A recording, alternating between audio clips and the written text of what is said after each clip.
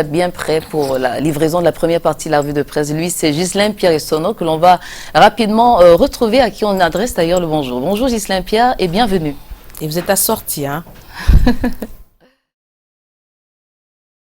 Bonjour à vous, Patricia. Nous vous accueillons à Yaoundé, le cœur enflammé de joie.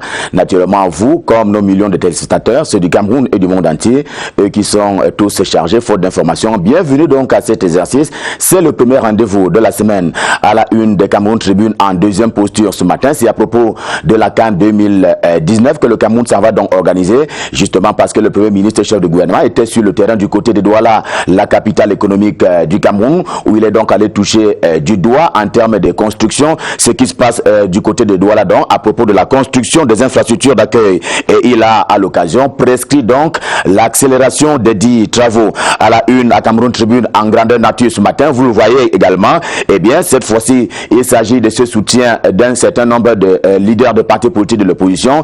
Il s'agit donc d'un collectif à la grande une de Cameroun Tribune. Ce sont 20 partis qui ont donc décidé d'apporter leur soutien à Paul Biya. Le dit collectif soutient pour ainsi dire la candidature de Paul Biya, et Cameroun Tribune, vous le voyez bien, pour s'en convaincre davantage, a donc publié la déclaration du dit collectif. C'est également ce dont parle l'hebdomadaire Repère également en kiosque ce lundi matin, pour qui Paul Biya est donc porté par une vague de soutien. Repère parle également du même sujet, et le journal a rapporté qu'en dehors du Rassemblement démocratique du peuple camerounais, le RDPC dont il est président national, eh bien il y a donc d'autres acteurs du jeu politique, tels dont les partis politiques de l'opposition. Et même un peu plus avant, un peu plus tôt, il y a eu les chefs traditionnels qui ont été d'avis avec la candidature de Paul Biya, un véritable hymne dont le couplet est tout aussi repris ce matin par Prospective Nouvelle, le journal de Jean-Baptiste Biaye qui évoque également le sujet ce matin. Il fait pour cela parler une photo qui donne donc à dire et à consommer, et à voir au centre naturellement l'honorable Robert Bapolipo qui est le secrétaire général de l'Union des populations du Cameroun. Il est entouré pour la circonstance des gens de Dieu Momo, le président du PADEC, et même autres Benoît et Somba de l'UBC. En tout cas, il s'agit d'un certain nombre de leaders de l'opposition qui ont donc rallié la candidature de Paul Biya. L'hebdomadaire sans détour n'en dit pas moins, puisqu'il traite également de ce sujet ce lundi matin, ajoutant les dessous donc d'un ralliement on ne peut plus historique et qui était sinon soudain, du moins inattendu. Toute chose qui conforte d'ailleurs le candidat du RDPC dans sa posture de super favori lors de l'élection présidentielle prévue au Cameroun. Et à titre de rappel, le 7 octobre prochain, la grande une du quotidien L'Épervier qui traite tout aussi de ce sujet ce matin va donc justement dans le même sens, et le journal de publier une déclaration dans son intégralité, celle donc des partis politiques de l'opposition qui ont rallié la cause et la candidature de Paul Biya. Et mieux naturellement qu'une déclaration, il s'agit pour le journal d'une motion de soutien qui a été signée vendredi dernier. Ce matin, la petite parenthèse qui est sinon ouverte et qui se referme immédiatement au quotidien L'Épervier a donc trait à Joseph Lé, le ministre camerounais en charge de la fonction publique et de la réforme administrative, qui à l'occasion justement de cette information qui est reprise par le quotidien L'Épervier fait savoir qu'il y a un certain nombre de personnalités et des personnes qui sont à mettre en garde au sujet notamment des concours d'entrée à l'ENAM, l'École nationale d'administration et des magistratures, mais également les concours tout court d'entrée à la fonction publique camerounaise. Et en fait de soutien encore à la candidature de Paul Biya, pour revenir sur le sujet ce matin, il n'y a pas que les partis politiques qui ont donc apporté leur soutien à la candidature de Paul Biya. C'est ce que tient justement à rappeler le quotidien L'Épervier, cette fois-là dans une édition on ne peut plus spéciale, et il fait donc la part belle à la JPC. La JPC, entendez donc l'association des journalistes patriotes du Cameroun, qui a par ailleurs collecté à hauteur de 700 000 francs CFA, cela en faveur donc du plan d'assistance humanitaire d'urgence qui avait été décidé par le président de la République pour venir en aide naturellement aux populations qui sont quelque peu en proie du côté du nord-ouest et du sud-ouest par rapport aux affres notamment des sécessionnistes et des terroristes ainsi qualifiés par le président de la République. Justement, comme le journal L'épervier, l'hebdomadaire, le Pélican également en kiosque ce matin s'arrête sur ce qu'il est désormais convenu d'appeler un séisme qui s'est produit vendredi dernier à Yaoundé, à savoir donc ce ralliement des 20 formations politiques à la candidature de l'homme du 6 novembre qui bénéficie ainsi d'un important capital sympathie et adhésion en provenance des potentiels adversaires d'hier. Le quotidien Émergence également en kiosque ce lundi traite de la présidentielle mais avec ceci de particulier qu'il a été enregistré selon le journal 28 candidats à la candidature au niveau d'Elections Cameroun et l'ECAM et cela dans les délais. Encore un mot de la présidentielle avec le quotidien Émergence en kiosque ce lundi qui parlait justement, vous le voyez, de Maurice Kamto, le président du MRC, comme l'une des plus grosses menaces au candidat Biya lors de ce scrutin du 7 octobre prochain. Ces descentes sur le terrain font frémir, nous renseigne le quotidien Émergence et selon qui il a donc effectué une tournée on ne peut plus importante où il est donc allé haranguer les foules du côté du septentrion, c'est-à-dire la région de la Damawa, celle du nord, mais également celle de l'extrême nord. Et dès qu'on l'a dit, Tribune d'Afrique de Faustin Ndjikam rebat tout cela en brèche, allusion faite naturellement à ce qu'il est convenu d'appeler aujourd'hui le G20, comme le groupe de 20 partis politiques qui ont donc pris fait et cause pour la candidature de Paul Biya, soit ce groupe donc de 20 partis qui a donc opéré un choix et porté naturellement leur choix sur l'homme du renouveau. L'éditorial des Tribunes d'Afrique en ce lundi matin conclut là qu'il s'agit donc d'un boulevard on ne peut plus royal qui est ainsi ouvert à la candidature de Paul Biya. La voix du centre également en kiosque ce lundi se donne donc pour obligation de dresser un peu les portraits des quelques 28 candidats à la candidature. Ils sont moins nombreux qu'en 2011, rappelle justement le journal. Lequel journal fait d'ailleurs pont avec l'orphelin également en kiosque ce lundi matin et qui n'est pas passé très loin également de ce sujet qui a donc trait à ce ralliement qui s'est produit du côté du Hilton Hotel de Yaoundé vendredi dernier. Eh bien, il s'agit là d'un boulevard on ne peut plus important pour le candidat Biya, l'un des plus grands d'ailleurs en termes d'événements en cette veille de l'élection présidentielle d'octobre prochain. On peut comprendre pourquoi l'hebdomadaire Génération Libre également en kiosque ce lundi parle plutôt d'un boulevard, un grand boulevard qui s'ouvre ainsi pour Paul Biya, ainsi qu'on le lit à la grande une de Génération Libre, cela après 33 ans passés à la tête de l'État camerounais. Génération Libre croit savoir que ce ralliement est simplement lié au contexte sécuritaire que traverse le Cameroun. Maintenant qu'un boulevard est ouvert à Paul Biya, qu'en est-il réellement de l'opposition politique s'agissant de cette compétition politique, c'est-à-dire l'élection du 7 octobre prochain? Le soir, ce matin, parle naturellement à la forme interrogative, une question qui brûle les lèvres du journal. Eh bien, que vaut aujourd'hui l'opposition camerounaise à la veille de ce scrutin au regard des regards hagards ou presque que présentent certains leaders de l'opposition camerounaise? Le soir, ce matin, se propose d'ailleurs de décrypter les acteurs et le jeu, la loi et les prétentions. Surtout que la campagne, elle, est lancée si l'on s'en tient aux financiers d'Afrique qui traditionnellement traitent des questions à caractère économique et financier. Ce matin est également sur le champ politique et le journal de nous faire savoir que à travers le tweet qui avait permis à Paul Biya de faire acte de candidature lors de l'élection présidentielle du 7 octobre prochain, qu'à travers donc ce tweet-là, eh bien c'est la campagne qui a simplement été lancée. Simplement constate l'hebdomadaire Essingan en kiosque ce matin, c'est que avant même la lettre, la campagne a déjà cours, avec ceci de particulier cependant, qu'il y a une espèce de violence naissante,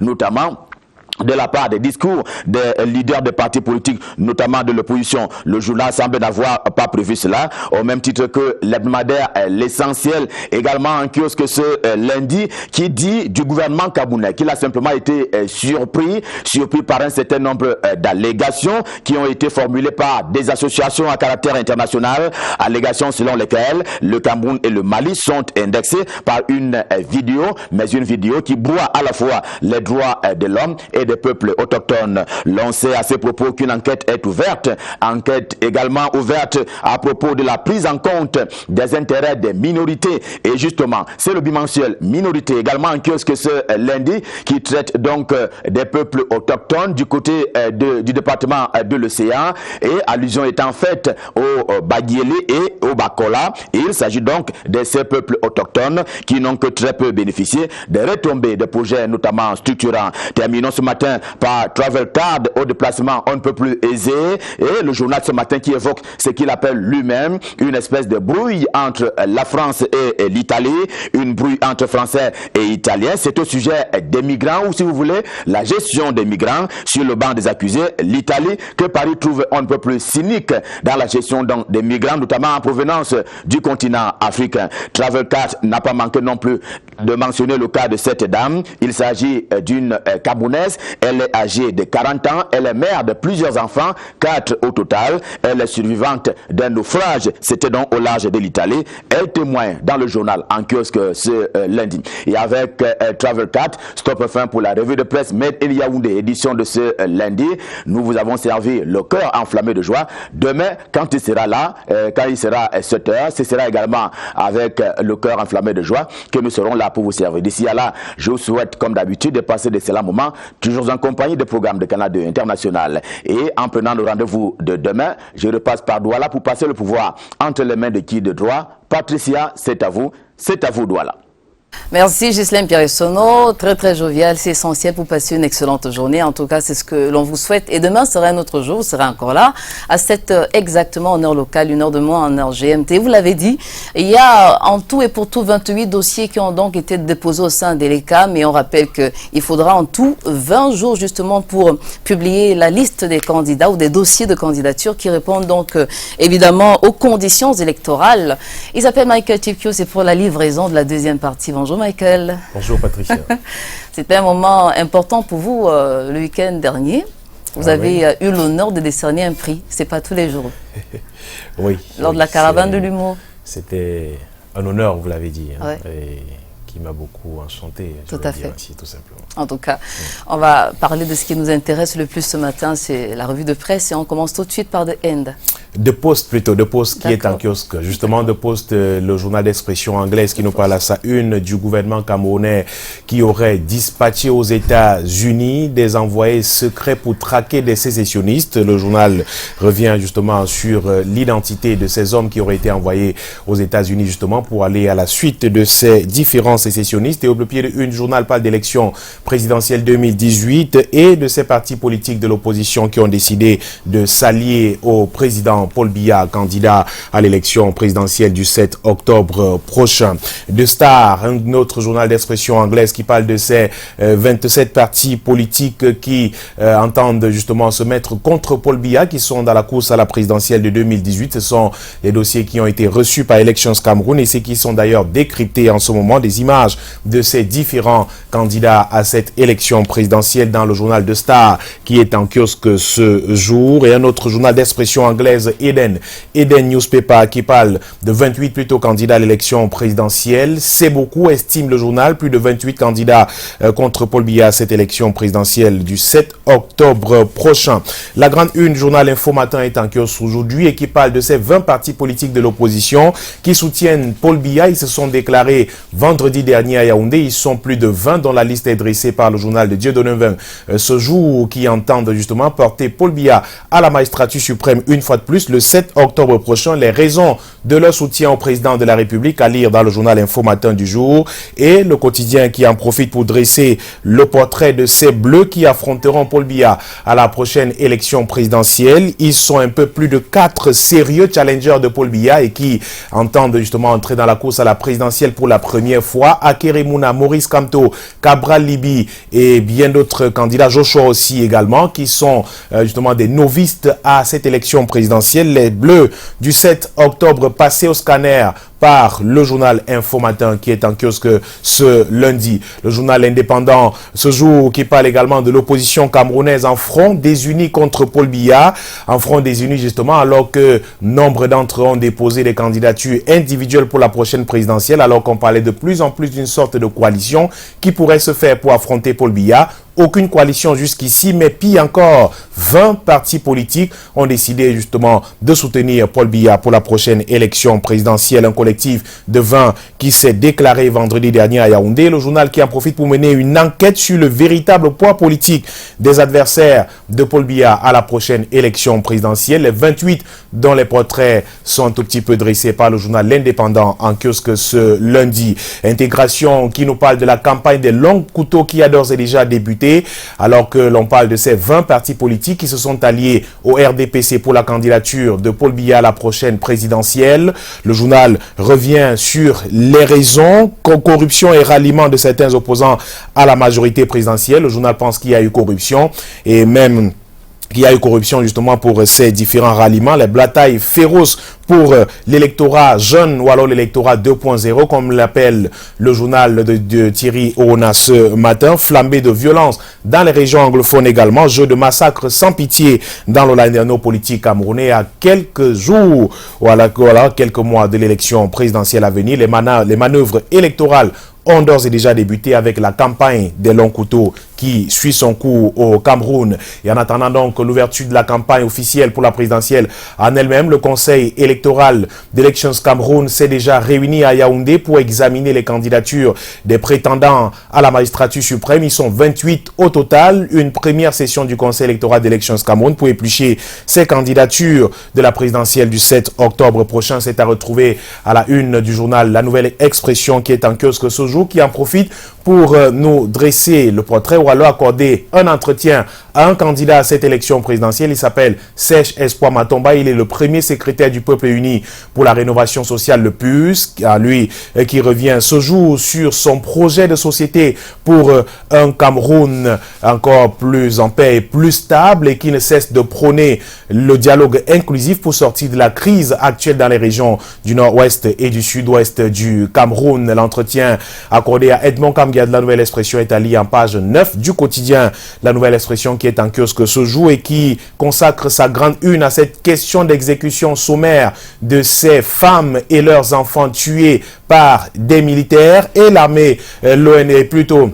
Le gouvernement camerounais qui continue de nier ces faits, qui continue de se défendre alors que les organisations non gouvernementales continuent d'accuser, en arguant d'ailleurs qu'elles détiennent des preuves de ce que ces exécutions ont eu lieu dans le septentrion camerounais, notamment à l'extrême nord du pays, dans le département du Mayo-Tsanaga. Le ministre de la Communication, une fois de plus, monté au créneau pour démentir l'implication des militaires camerounais dans ces exécutions sommaires par des hommes en tenue sur deux femmes et leurs enfants, dont un bébé. L'intégralité d'ailleurs de la réaction du gouvernement camerounais à lire dans le quotidien La Nouvelle Expression de ce jour. Et la présidentielle 2018 encore à la une de la météo Bi-Hebdo qui est en kiosque aujourd'hui et qui parle de ce meeting géant qui s'est tenu à Douala, une mobilisation de la délégation régionale du Rassemblement démocratique du peuple camerounais pour le littoral conduite par Laurent Esso qui est d'ailleurs le chef de la délégation permanente du RDPC pour la région du littoral. Les militants et sympathisants du RDP se sont donc réunis à la maison du parti de Bonanjo hier au thème de cette première rencontre du genre. Environ 126 millions de francs CFA ont été collectés pour la campagne du président de la République à la prochaine élection présidentielle. On peut voir en image dans le journal de ce jour des militants du RDPC, Hervé Emmanuel comme Luyinda, Camille Ekindi, main dans la main pour dire tout leur soutien au président de la République, Paul Biya. C'était donc une salle archi comble, une salle justement de la maison du parti de Bonanjo hier pour apporter le soutien au président de la République. Et le journal Mediafrique 24 en kiosque aujourd'hui revient également sur ce meeting et parle justement de la présence de Jean de Dieu Momo, lui qui a rallié justement le RDPC pour soutenir Paul Biya pour la prochaine élection présidentielle, lui qui a prononcé des paroles hier lors de ce meeting, également des propos de Jean-Ernest Massenanga Lebibé, le ministre des Transports, qui appelle à la paix dans notre pays et qui dit non à la division du Cameroun et met en garde justement les entrepreneurs du chaos pour notre notre pays. En image et en extrait, les propos tenus lors de ce meeting hier dans le journal Mediafrique 24 qui est en kiosque ce jour et qui consacre sa grande une à la visite du souverain, grand maître de l'ordre souverain de Malte, qui était donc au Cameroun, qui a séjourné pendant quelques jours au Cameroun avant de repartir. Fra Giacomo Dallatore del Tempio di Sanguinetto, qui est reparti il y a quelques jours justement, et on a retenu lors de sa visite que plus de 750 millions de francs CFA seront déboursés pour la construction d'un centre gynéco-obstétrique au Cameroun. C'est l'essentiel de ce qu'on peut retenir lors de sa visite à l'hôpital Saint-Jean de Malte de Njombe il y a quelques jours avant son départ du Cameroun. La politique, encore à la une, journal Kanga Info, qui parle de ce 7e mandat convoité par le président de la République pour un 7e mandat de Paul Biya. D'accord ou pas d'accord, une sorte de sondage lancé par le journal Kanga Info ce matin. Les réponses sont à lire dans le journal de ce jour, qui revient sur le Comité national de développement des technologies du Cameroun, un organisme logé au ministère de la Recherche scientifique et de l'innovation. Les avancées enregistrées ces derniers temps de cet institut à mettre à l'actif de Patrice Ele Abiama, qui est dans le coordinateur de ce Comité national de développement des technologies du Cameroun, qui est censé justement mettre le Cameroun à la une, en orbite justement à l'international. Ce comité qui est piloté par cet homme depuis quelques années et qui engage de bons résultats au cœur de l'actualité foisonnante justement au Cameroun, abusivement par la politique politicienne. L'on est passé depuis le 16 août 2017, nous rappelle le journal Kanga Info, à côté d'un fait majeur dont l'importance parle à notre futur, la maîtrise du transfert et du développement des technologies au Cameroun. Le CNDT, le comité de notre avancée technologique, s'y prend depuis plusieurs années maintenant, nous apprend le journal Kanga Info qui est en kiosque ce lundi. Et on termine cette revue de presse avec Afrique Info qui nous parle de l'église presbytérienne du Cameroun et la paroisse Samuel Libok Limbe Karis Ngambe qui monte en puissance dans le département de la Sanaga maritime. Le pasteur Emmanuel Ndoum en voie de concrétiser sa vision dans cette localité, partie d'une communauté de 7 membres. La paroisse située au quartier Fouda au quartier Fouda à Yaoundé compte déjà plus d'une centaine de membres communiants. Une collecte de fonds pour la construction du temple a eu lieu, on se souvient, le 8 juillet 2018. L'ancien église Samuel Libok Limbe, un partisan actif, natif de la Sanaga maritime, justement, qui apporte son soutien à cette paroisse qui est logée à Yaoundé. Toujours dans la Sanaga maritime, la presse racaille, comme écrit le journal, aux trousses du préfet Fritz Dikosso Seme, en mal de sujets malgré la foisonnante actualité nationale. Un journal appelé Hades Info a trouvé en le cadre de la préfectorale camerounaise qu'est Fritz Dikosso Seme, un fonds de commerce et tire à boulet rouge depuis quelque temps sur cet homme qui est pourtant un homme aimé par les populations du côté de la Sanaga maritime et qui s'emploie à sortir ces populations de la pauvreté au quotidien. Dans sa livraison du 14 juin 2018, nous rappelle Afrique Info dans un article intitulé Fête du 20 mai, Fritz Dikosso Seme absent mais présent chez Patrice Wenan. Son auteur, le journal en question bien sûr, essaie de titiller la susceptibilité du préfet de la Sanaga maritime et les populations se sont levées comme un seul homme pour avertir justement ce journal et dit tout son soutien au préfet de la Sanaga maritime, Fritz Dikosso Seme. C'est avec Afrique Info que nous terminons cette deuxième partie de la revue de presse de lundi à Douala. Merci beaucoup Michael. Alors c'est un fait rocambolesque qu'on a enregistré quelque part en Côte d'Ivoire. Alors il s'agit d'un cercueil volant ou tout au moins qui a conduit les transporteurs parce qu'ils ne désiraient pas qu'on l'enterre là où on voulait l'amener. Donc ils voulaient qu'on l'enterre à un endroit précis. Dire comme ça, ça paraît un peu invraisemblable. Pourtant c'est réel. Non, vous avez déjà entendu des histoires pareilles? Alors, je n'en avais jamais entendu parler d'une affaire de ce genre, un cercueil volant. Bon, c'est curieux, ce sont des affaires que l'on voit, que l'on rencontre malheureusement.